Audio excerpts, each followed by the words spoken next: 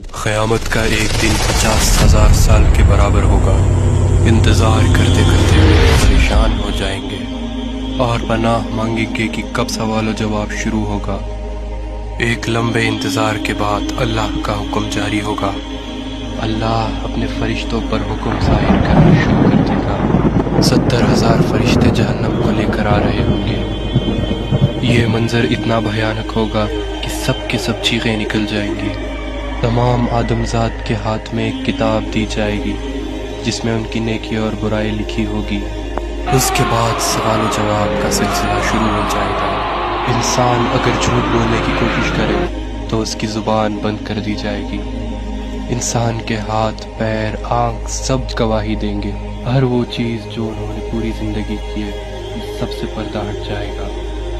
وہ دن یوں بھیانک ہوگا کہ کوئی بھی بچ نہیں پائے گا۔ انسان من ہی من یہ دعا کرے گا کہ وہ پھر سے دنیا میں چلا جائے تاکہ اس کی نیکی بڑھ جائے اور گناہ گھٹ جائے۔ جب انسان اپنے والدین یا اپنے بھائی بہن سے نیکی مانگنا چاہے تو وہ اس سے انجان ہو جائیں گے۔ اس سوال و جواب کے سلسلے میں اللہ انسان سے کہے گا کہ پہلے کتاب کا پنہ پڑھو۔ اللہ اگر اس سے راضی ہو گیا تو اس کتاب میں سے سارے گناہ معاف ہو جائیں گے۔ روز محشر میں ایک ترازو ہوگا جس میں فرشتے انسان کی نیکیاں اور گناہ لکھیں گے۔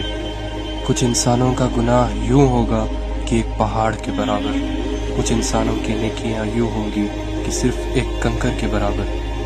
اللہ انسان کے اندر کا ایمان دیکھے گا۔ اگر انسان اپنی پوری زندگی میں یہ مانتا تھا کہ اللہ ایک ہے اور اس کے سوا کوئی معبود نہیں تو اس کی رحمت اس پر برس جائے گی۔ ان سب کے بعد انسان کو کل صراط کا راستہ پار کرنا ہوگا۔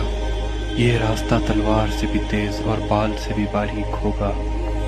جس کے اخلاق اچھے ہو اور ایمان تیز ہو ان کے لیے یہ راستہ آسان ہوگا، اور جس کا ایمان کمزور تھا وہ سیدھا جہنم میں جائے گا۔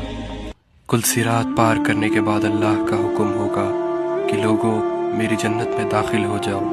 ایک خوبصورت جنت جہاں پر دودھ کی ندیاں بہہ رہی ہے۔